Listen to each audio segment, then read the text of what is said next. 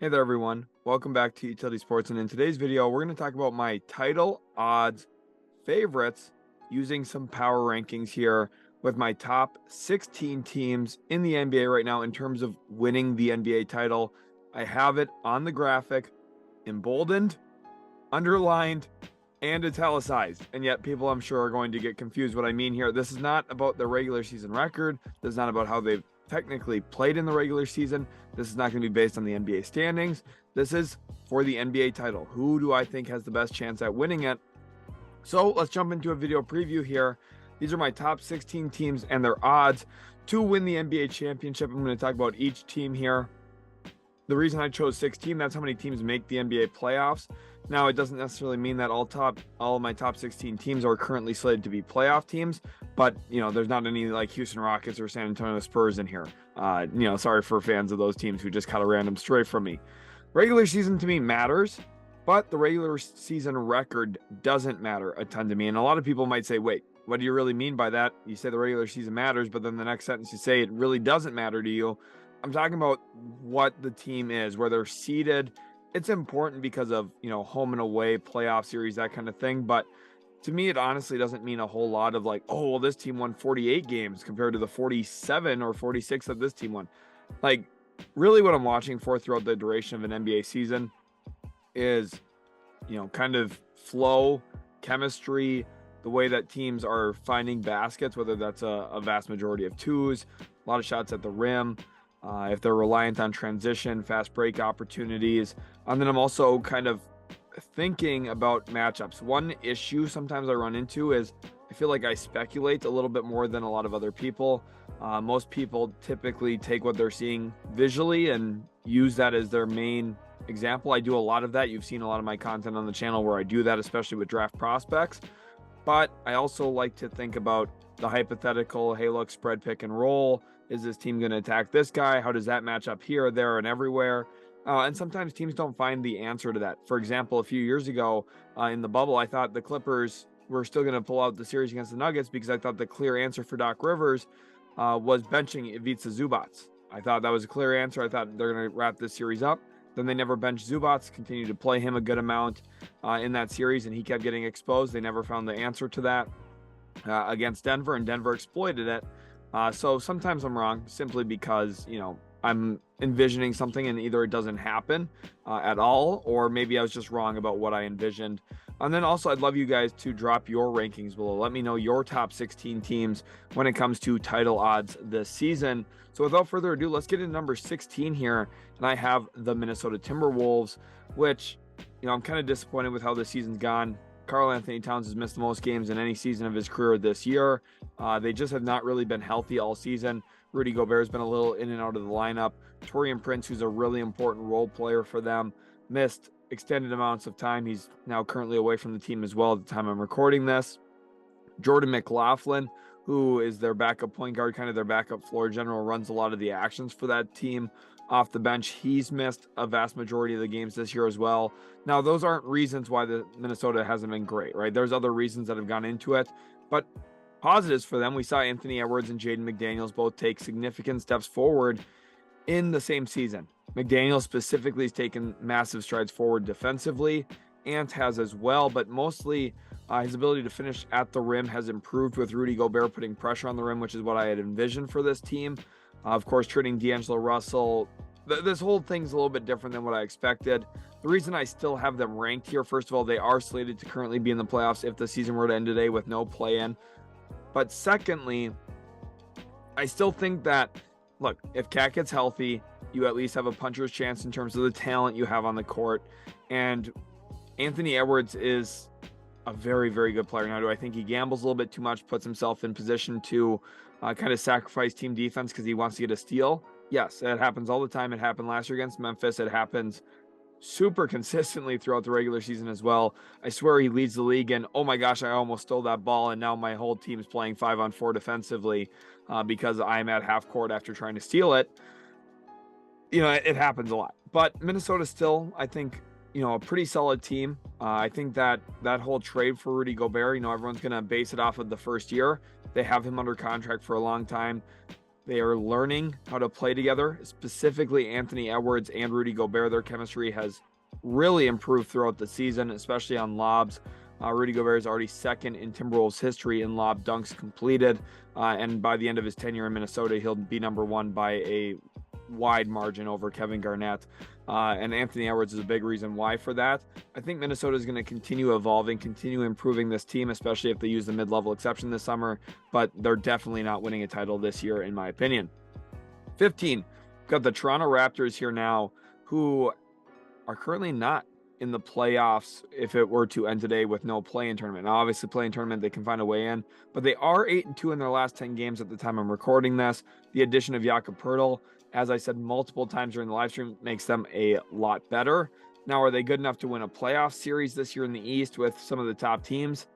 Yeah, I'm a little bit more skeptical of that, but Jakob Poeltl does definitely kind of obscure some of their biggest flaws that they had prior to the trade deadline when it comes to rebounding, rim protection, another big body who can go out there and make some stuff happen defensively and also as a rim runner offensively. He's a skilled enough player to make the extra pass when he's hit on a short roll, but he's also a very, very good player when he's got a free lane to the basket. So, he's got the size, he's got everything that Toronto needs. And one thing about size and length, everyone likes to think about it as, tip passes, blocks at the rim, deflections. Yes, those things happen from size, but size is just a great natural deterrent as well. The bigger you are as a team, there's less passing windows and players are less likely to see passing windows because you're just naturally taking up more space.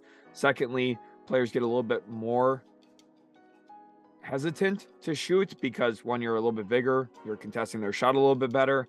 And just naturally, when you're playing against a smaller player, you just have those passing windows over the top of them. You have the ability to shoot over the top of them, finish at the rim over them as well.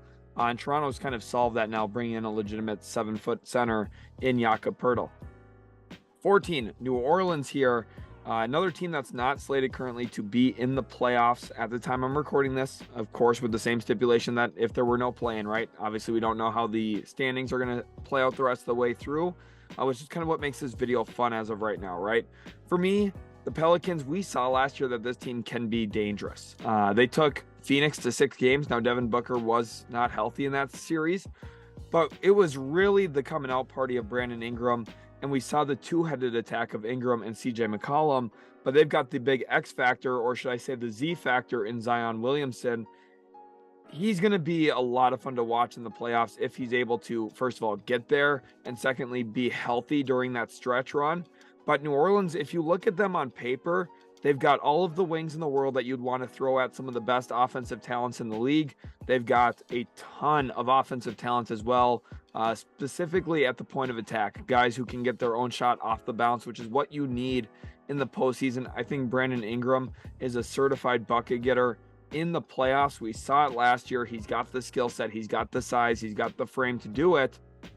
And now he's got a running mate potentially in Zion Williamson if he's healthy, if he's able to play, and if the Pelicans actually get there. And that's what makes them dangerous, right? They've got the defensive pieces. They've got the offensive talent. They can play big. They can play small. I like their weapons. I'm not sure if they're ready quite yet. They are still relatively young outside of CJ.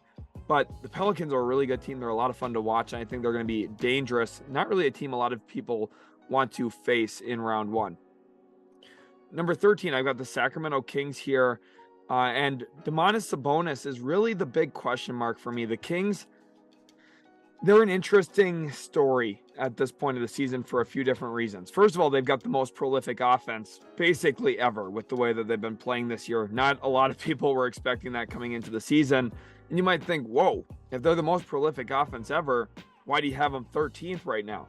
Well, they're bottom 6 in defense. They have a defensive rating of 115.5, which isn't bad in terms of their net rating. Obviously, they're scoring more points than any other team in the league, basically. They've been really, really good. And the one thing they do very well is close out defensive possessions. They're a pretty good defensive rebounding team. Domantas Sabonis is really the leader in that category. He's one of the best rebounders in the league. But the one thing about Sacramento, they don't get a ton of steals. They're actually in the bottom 10 in steals. They do not block shots at all. They have very little rim protection. They actually averaged the second fewest blocks per game this year at only 3.3 a night. And then they also give up a ton of points in the paint. They're very liable to drives. They don't have that rim protection element like I talked about when it came to the blocks. And because of that, the game slows down. I think that their offensive attack, some of their corner cutters that they hit, the drive and kick game, when a team has you scouted and ready for a playoff series, some of those natural actions that you just typically find success in the regular season seem to dry up a little bit.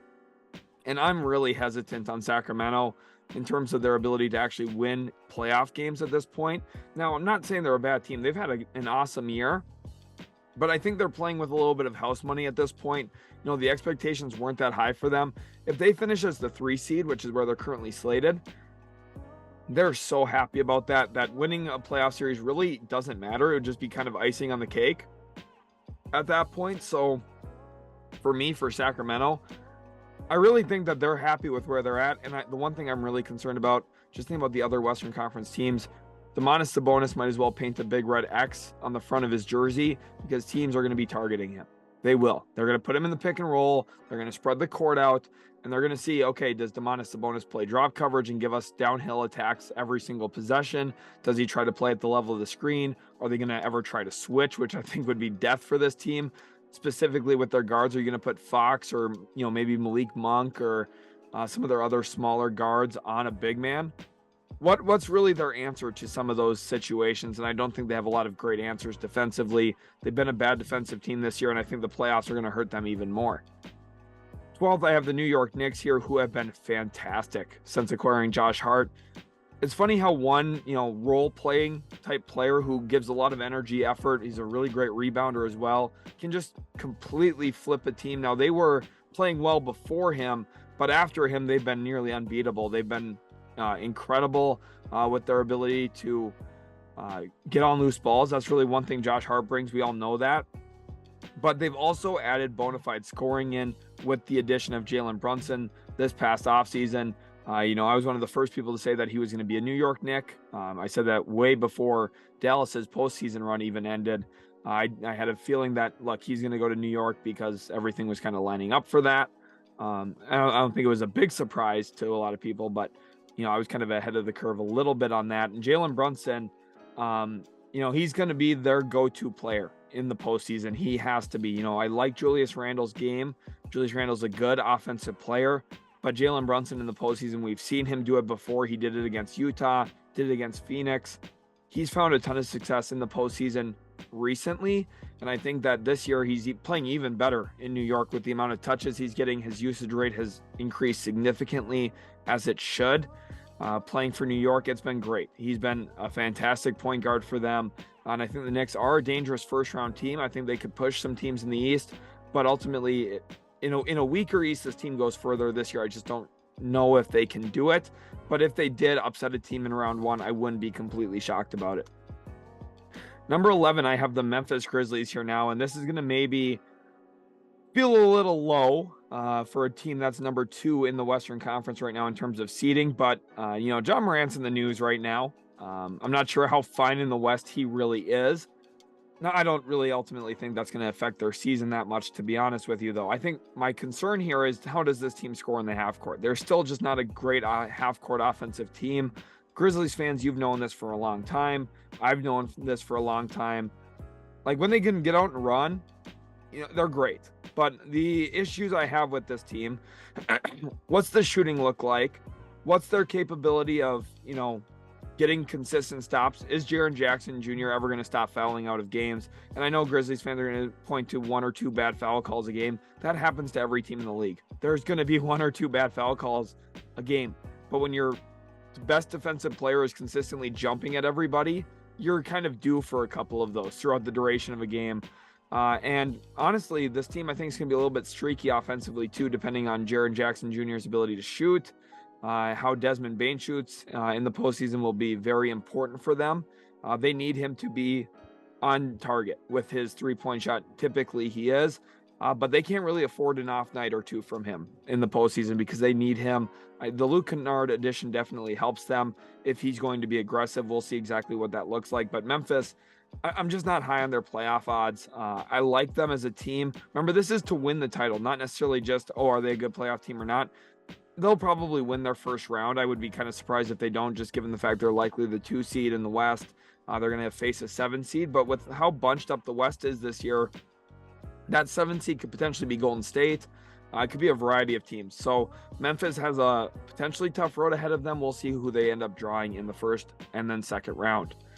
Number 10, I've got the Miami Heat here, and it's going to be surprising to some people for me to have Miami at 10 after having Memphis at 11. And I landed on this conclusion for a couple of reasons. First of all, Jimmy Butler always steps up his play big time in the postseason. He's one of the best postseason players year in, year out. Pretty much anytime you discount Miami, Eric Spoelstra has one more trick up his sleeve.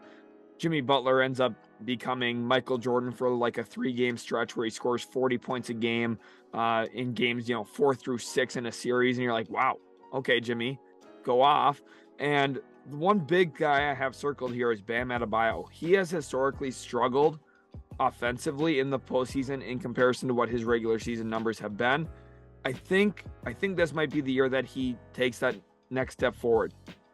If you've been watching him closely this year, you've seen an improvement with his handle. You've seen an improvement with his shot creation ability. He, at times this year, has really kept Miami afloat. I think he's really progressed as an offensive player, which he needed to. And Eric Spoelstra is a creative enough coach to find ways for them to kind of move stuff around, be a really great defensive team. Bam Adebayo obviously plays up at the level a bunch. They switch a ton. They also play about 25% of their defensive possessions as zone. So they've got a lot of different options. They're kind of a Swiss Army knife defensive team with their ability to switch coverages, play a bunch of different ways, and then also, vary between man and zone. They're a fun team to watch, and I think they're going to be a tough out in the postseason. Number 9 here, I have the Cleveland Cavaliers, who have been very, very good this season. I liked their trade for Donovan Mitchell when it happened. I thought, look, with the young core, you add Donovan Mitchell, and you've kind of got the whole crew there that you're looking to have. And then when it comes to what his, postseason capabilities are, we've seen him score big time in the postseason, including a 71-point game earlier in the regular season this season. And I think one big player to watch for them is going to be Evan Mobley. Obviously, offensively, we were hoping for a bigger jump this year. Now we've seen flashes of it. I believe he scored 38 against Milwaukee earlier this year in the 4th game of that season series. He's also had some other 30-plus point performances to the point where he's coming around a little bit. He definitely is. But I still think Cleveland needs a little bit more. I'm concerned about the wing spot. Isaac Okoro is playing really well as of late. He's shooting the ball a little bit better, and defensively we know what he's capable of. Highly athletic, does a decent job staying in front of guys, but I still think that there may be a day late and a dollar short in terms of that wing position.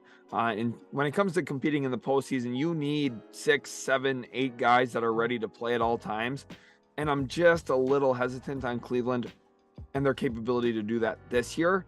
Now, it's not a knock on them. I think Cleveland's really well set up for the next 5, 6, 7 years, but it's going to take a little bit of time for them to add some of those ancillary pieces in that help them maybe advance further and further in the playoffs going forward. Number 8 here, I have the Dallas Mavericks, and it's mainly due to the guy on the screen here. Playoff Luka Doncic is one of the best players I've ever watched play basketball. He single-handedly is a game wrecker. If you're worried about your half-court offense, it doesn't really matter. Give Luka Doncic the ball. Come have a bad pick-and-roll center. Come screen for him. Have that guy run downhill, and Luka's going to make that guy look way better than he is. Or Luka's just going to put the ball in the hoop himself. He's the most dominant, arguably, basketball player in the world, especially when he has the ball in his hands. Now, you can ask, okay, is the Kyrie thing working? Is it not? They're not great together. They're 1-4 in games that they've both played. There's a lot of reasons to be skeptical, and I'm not saying that's not fair. Having them 8th does not make it seem like I'm very high on their odds to win a title, right? I don't really think that they're going to win a title. But I think when you have Luka Doncic, who we saw carry a team to a conference finals last year, and you have Kyrie Irving, who's been, the Robin on great teams in the past, you think back to some of those Cleveland days, you at least have a decent chance to make some noise, right? Now, does that mean they win 2 series and get to the conference finals again? Probably not. But I would be kind of surprised to see them lose in the first round. Now, it's really dependent on matchups. But Luka Doncic, he's lost twice in the first round in his career before, both times to the LA Clippers. And, he was very young at that point, 2nd and 3rd year in the league. I just don't really see him losing a lot of first round series again, even on lesser teams. Last year I think Dallas was a significantly worse team on paper than Phoenix, but Luka Doncic could not be stopped even by Mikal Bridges. So given that situation, given the way we saw things play out, I'm just not going to bet against Dallas until they're really up against a team that I think that they don't have a shot against. And I think Luka Doncic keeps you in most series. Number 7, here's the Denver Nuggets. And this is one of the teams preseason that I was really wrong about in terms of where they would be in their regular season record and in the NBA standings. Denver, I just thought was going to kind of nonchalantly play through this regular season, not because they didn't want to win or anything, but just because he had 2 players coming off of significant injuries in Jamal Murray and Michael Porter Jr. that I thought they'd be very cautious with. Now, for the most part, they've actually let them play a decent amount, and I think it's been really good for them. Now, part of that is they wanted to get that chemistry, right? Because Aaron Gordon had only played, I believe, like 6, maybe 7 games with Jamal Murray before Jamal Murray tore his ACL. So it's been important for them to get some of that chemistry down. They do a really great job closing games out. Denver's a very, very good team. I don't think that's a surprise to anybody. People are probably going to be surprised why I have them this low at 7. A lot of credit to them this regular season. The one thing I have concerns about, though, what does their bench look like in the postseason? Reggie Jackson was a solid addition for them. I just don't really know if I trust Reggie Jackson playing 15, 20 minutes a night. I don't love a lot of the bench wings coming off the bench for Denver, and then also that backup center minute situation. Thomas Bryant's okay. I just, again, when you go from Jokic to Thomas Bryant, it's just such a substantive drop-off, and it completely changes the way the team has to play.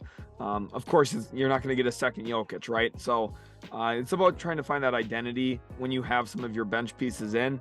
We'll see if they're able to do that, but they do have one of the best just main actions in the NBA when it comes to postseason time, which is Jamal Murray, Nikola Jokic, spread pick and roll. If they switch, we feed Jokic, or we let Jamal Murray go to work. Denver is going to be dangerous. They are. It's just now defensively, how does Jokic get attacked? Do they give up more points than they score? There's going to be some battles there, but Denver is a very, very good team. Number 6, I have the Los Angeles Clippers, and I know Nuggets fans are going to roll their eyes at this. Hear me out. If the Clippers play the Nuggets, the Clippers are not winning that series unless Ty Lue finds some really creative ways to guard that Murray-Jokic pick and roll.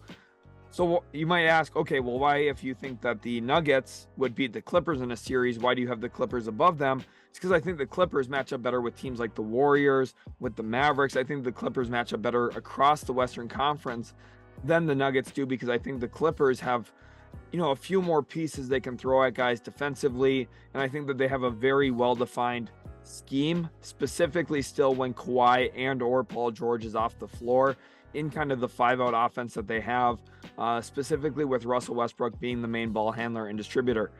Russell Westbrook's shown that he can still get downhill. I know people are going to say, 0-3 with Russ, this, that, and the other thing, right? If you want to look at that, they played Denver into overtime. They played Sacramento into overtime in 2 of those 3 games. That's the 1 and 3 seed in the West. They played them into overtime and just happened to lose in overtime for one of the games, double overtime against Sacramento. So if you want to knock that on them with Russ's first game, facing those, first and second game in his Clippers debut, and if you want to use that as the reason as to why the Clippers are terrible now, I mean, go ahead, knock yourself out. I just don't think it's really fair. I think Russell Westbrook's probably the only player to ever get judged that way. When it comes to, he's on a team and they lost their first few games. Like, I just don't really think that's a fair assessment at all. It just happens. That's very natural. I mean, we're seeing it in Dallas right now with Kyrie Irving. And for some reason, people are being patient with Kyrie and Luka, saying, they'll, chemistry, they'll figure it out. But for some reason, people aren't keeping that same energy with Russ, even though he's had actually some very good games for the Clippers. If you actually watch them, of course, if you look at the box score and see the turnovers, you're like, oh my gosh, he's terrible, right? A lot of them are, he's expecting a guy to short roll and the guy doesn't at all, or he's expecting a long roll and he tries feeding, the guy stops on a short roll. So stuff like that's going to happen, specifically when you're on a new team. I still think the Clippers have a clear, concise identity, though, when it comes to 5-out offense and specifically playing less center minutes, whether that's Plumlee or Zubats. I think the Clippers are going to have a good matchup across the board with a decent number of Western Conference teams. Here I have the Phoenix Suns at 5, and this is when we get into the real like top tier. Hey, look, these are the teams I really think have a shot at winning it. 5 through 1 are really my, those are the go-to teams to watch for in this video. Ranking all 16, you might say, well, what are we doing with that, right? But Phoenix at 5 is a legitimate title contender. The only reason they're not higher, I'm worried about injury history. Kevin Durant sustained so many injuries in his career. Devin Booker starting to miss more and more time year in and year out. Now, that's not a terrible thing, right? Devin Booker and Kevin Durant are still two of the best offensive players in the league. Those are players that every single team in the league would sign up for, even with the injuries. But when you're talking about, hey, what's the odds that they win a title? That means I need these guys healthy for 4 straight series. And I'm concerned about that. And I haven't even mentioned Chris Paul or his hamstring yet. And, not that his hamstring's flaring up right now, but historically we've seen issues with Chris Paul and his body holding up into the end of April, May, and then early June. By this time of the season, Chris Paul starts to break down a little bit. And then I'm not using that as a knock. Chris Paul is one of the best point guards to ever play the game, which is why Phoenix is still here at 5. They're going to be deadly. Kevin Durant looked fantastic in his Suns debut. As I expected, Phoenix is going to be a very good team. I do have concerns about the wing depth. Getting TJ Warren in that trade was massive for them. They needed to get a guy like him, but I don't know when it comes down to it. Do they have enough stops in them to slow down other teams? That's where I get a little bit of hesitancy, and also they don't have as much continuity as the other Western Conference team I have in the top 5. Now at number 4, I have the Philadelphia 76ers, and the national media is going to tell you, oh, well, James Harden chokes in big playoff games. If you look up his postseason record, he's advanced in the postseason more times than he hasn't. If you also look at his, point per game, assist per game averages, his shooting splits, you'd say, well, that's a pretty dominant player in the playoffs. I think that's overblown a little bit. He ran into Golden State like 4 out of 5 years in Houston. That's who he lost to, was the Golden State Warriors. So it's one of the best teams we've seen play in recent basketball history. So I'm not going to knock him too hard. People are going to say, oh, well, Joel Embiid, he's got to show up in the postseason. He's had some freak injuries. Again, I'm not really worried about that either. I think the one thing I am worried about here, though, for Philadelphia is their matchups. I think Philadelphia matches up very well with Milwaukee, but I think they match up terribly with Boston, because I think Boston's switchability, the length, the athleticism specifically that they have in guys who are going to match up with James Harden, guys who are going to be able to stay in front of Tyrese Maxey, although not consistently, a little bit better than what I think Milwaukee's going to be capable of doing. I know some people right now are screaming, oh, Drew Holiday. Drew Holiday's awesome. I just don't know if Drew Holiday can do it all defensively for Milwaukee. Not that Milwaukee's a bad defensive team at all. They're not. But I just think with the style of play, the way that Boston rotates and defends, their athleticism, their length on the floor, I think it's a little bit different than what Milwaukee has to present for Philadelphia's perspective. Now, we're going to talk about the other two teams a little bit later on here, but I think Philadelphia's got a really good competitive team, and I think most years we'd see this team probably representing the East in the NBA Finals. I'm just not sure if this year is the year to do it with how good both Boston and Milwaukee are. And then specifically as well, there's a lot of pressure on them. James Harden has impending free agency. He could potentially look to reunite with the Houston Rockets. There's been plentiful rumors about that. And then also, does the big fella Joel Embiid ever consider asking out of Philly? I don't want to really spread that information. I don't really have any firm reporting on that at this point. But there's pressure on them to get out of the second round of the playoffs, which they have not done yet with Joel Embiid. Number 3, Milwaukee Bucks here now, and I have Giannis as obviously the key player to watch. He's such a consistent offensive and defensive presence. And the one thing I really like about Milwaukee over Philly, the one thing that I think they have an advantage there in that series if they were to face each other is Milwaukee's got 3 good big men, if you include Giannis, Bobby Portis, and Brook Lopez, whereas Philly, I don't really trust that third guy, right? You have the 2, in my opinion, in PJ Tucker and Joel Embiid. I don't know what that, I'm talking 8 to 10 minutes of playoff game. And you might say, well, it's only 8 minutes. Those 8 minutes are important. And if you don't believe me, go back to game 7 in 2019 against Toronto and look at Joel Embiid's plus minus, and go look at the plus minus for when Joel Embiid's not on the court. That's how important 8 minutes can be, or 4 minutes, or however long that Joel Embiid's off the court. It could be very important. And I think Milwaukee matches up really well with Boston. Just looking at historically the way that Boston's wanted to defend Milwaukee is kind of loading up big time on Giannis, and now the addition of Jay Crowder, Joe Ingles also in the mix. They have a good blend of shot making, size, perimeter defense, and they also have a very good amount of shooting. Pat Connaughton, Drew Holiday can obviously knock down shots. He's been having a fantastic year. They're almost unbeatable when he scores 30 plus points in a game, and he's done it a number of times this year. Chris Middleton has been shaky, but historically he's been a big time Boston killer. So I think Milwaukee does have an advantage in a series against Boston. Last year we saw those two teams go toe to toe with each other, and there was no Chris Middleton on the court even. That doesn't completely change the series, but it definitely does add a wrinkle that Milwaukee, you could argue they would have won the series. A lot of things change if Middleton plays. Obviously, everyone would like to say, oh, well, you just had 20 points to the Bucks. That's not really how this works. There's some give and take there, but you would have favored Milwaukee last year, I think, going into that series. And I think that they still, in a series against Boston, should be favored. But the important thing to note, if Boston stays the 1 seed, Milwaukee as the 2 likely plays Philly as the 3 seed in the second round of the playoffs. So it's possible Milwaukee kind of goes into that series a little bit more beaten up than what Boston potentially is going to be. That race for the number 1 seed in the East should be a big deal down the rest of the regular season. Secondly, here I have the Golden State Warriors, and I know this is going to probably irk some people. Yes, I have the team that currently right now does not have a phenomenal record. They're not even top 4 in the Western Conference at the time I'm recording this. You might say, how in the heck do you have them second for odds to win the NBA Finals? It's because they have the best 5-man lineup in the NBA, which is what they're really going to rely on to open and close games, which is the most important times of the game.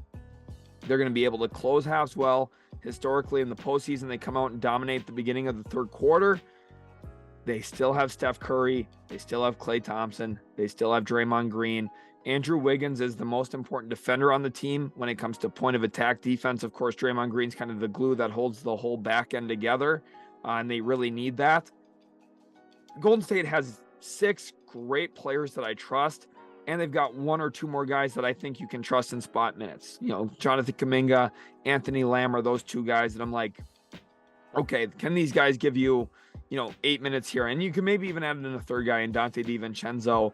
I think he's given them very nice minutes as well this season. I'm just not sure how much I trust him, for consistent stretches in the playoffs, but he can give you 3 to 4 minutes and not really be a huge negative in the playoffs, which is why I think Golden State right now should be considered the favorite in the West. They've got the most continuity. They've got the most connectedness.